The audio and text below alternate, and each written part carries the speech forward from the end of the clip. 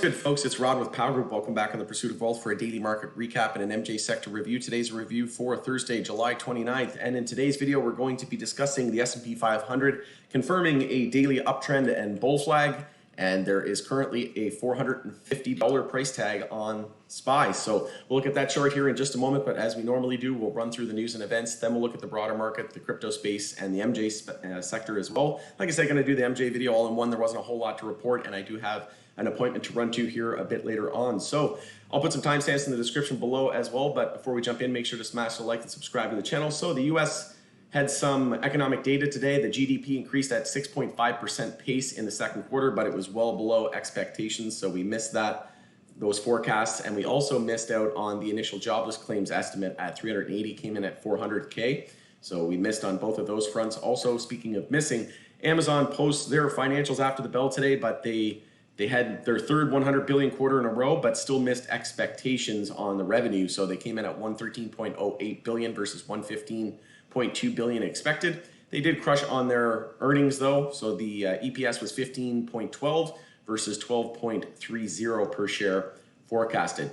So the S&P 500 was down on this news, so dragging the market lower it seems. But moving on, Robinhood started trading today as well. So it confirmed a 15-minute downtrend into the end of the day and had a pretty bearish close, but pretty volatile day all around. Let me know in the comments below if you took a position in Robinhood or what your plan is. I'm personally waiting out on that one, waiting for a little bit more trading data to be established.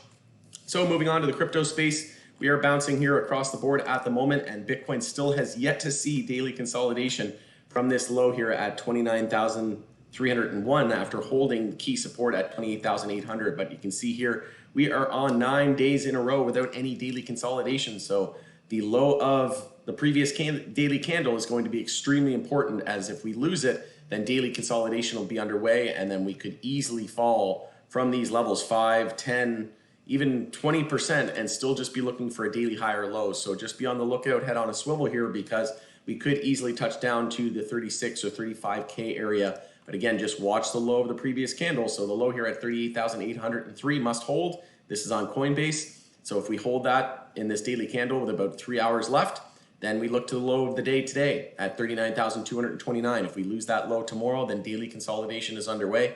You could look to enter short, or you could, potentially trim and reload cheaper. So there's multiple options, but just wanted to point that out, that we could see some weakness there across the board as Bitcoin has been leading the market, and that could potentially send us lower before we ultimately see one final push higher. I am still bullish. I still think the bull market is very much intact and going to be targeting 80 to 100K on Bitcoin before the end of the year, or maybe into early next year, 2022. So SPY down here after hours on the news of Amazon miss on the revenue.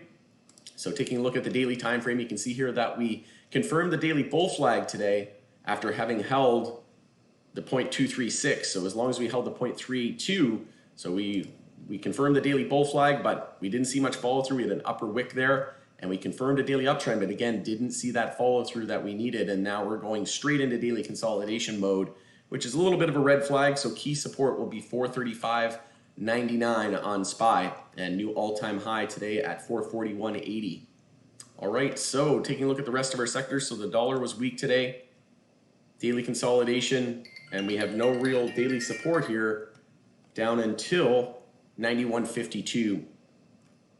QQQ, so still hold no daily consolidation today, and it was a daily inside bar that broke bullish, but here we are, daily consolidation here after hours, and potentially going to lose EMA 12 there at 365.25.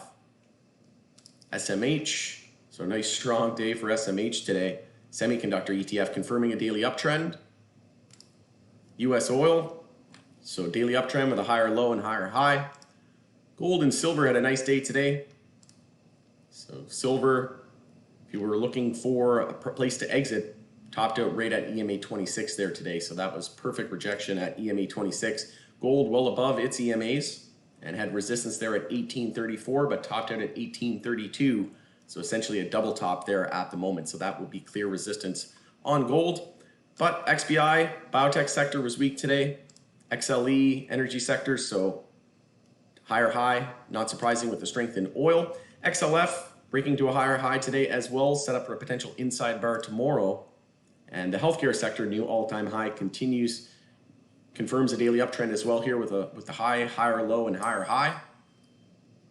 And that is my appointment that I have to run to. So I'm going to wrap things up. Moving on to the movers and shakers on the day today. NKLA was down after news that the old CEO is getting charged with, I think, 3 counts of fraud. So stock got absolutely destroyed today. And PYPL and Very led the decline today. On the bull list, we had WNRS, MVMD, and AMD. MVMD bulls up about 7% here today, so daily bounce underway. Lack of resistance really up until 49 cents, so could be a big move in store. BlackBerry, daily inside bar tightening range like I mentioned yesterday after having rejected at EMA 26, but I do think there could be an explosive move on BlackBerry. Check out the video. I did a detailed analysis on that yesterday.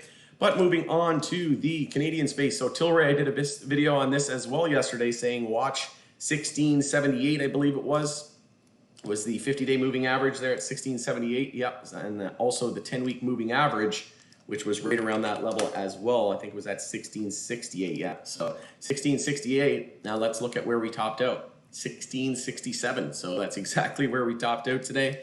And if you would have exited on that call out, you would have saved yourself about 8.5% of downside. But the whole sector responded pretty negatively to that today. Hexo led the decline, followed by N and XLY. On the bull list, we had NSP, High Tide, and PWR. Hexo could even be setting up for a potential and rejecting at EMA 12 there. So EMA 12 rejected again today and has been for several weeks. So that is going to be the level to get over, looking at EMA, that yellow line there at EMA 12. So a daily close above that line would be huge. But in terms of the Tilray chart and the market, we're just going to be looking for daily consolidation tomorrow, as it looks like we are losing the low of the day after hours. So it's entirely possible that we see daily consolidation, maybe a drop to around the 1450 area tomorrow, even the 1350 area. But we've got a ton of room, even from current levels. We could drop about another 17-18%, still just be looking for a daily high or low. Bulls allow themselves a lot of room for a daily trend change attempt. But moving on to MSOS, so not the same situation here, right? So daily downtrend confirmed, but didn't see much follow through. So if you did want to enter with a stop below 35.11 support there, and then the new low here at 34.84, you could play off of that stop level. But at the moment, US MJ is a lot weaker. You can see here this is a lot less weak, a lot less of a bounce, so it's a lot more weak and not allowing a lot of room here for a daily higher low and trend change. So Canadian MJ standing out off the back of Tilray earnings. All right, going to end it there. Thanks again for joining us on the Pursuit of Wealth for an MJ Sector review and a daily market recap, and we'll see you tomorrow after market close.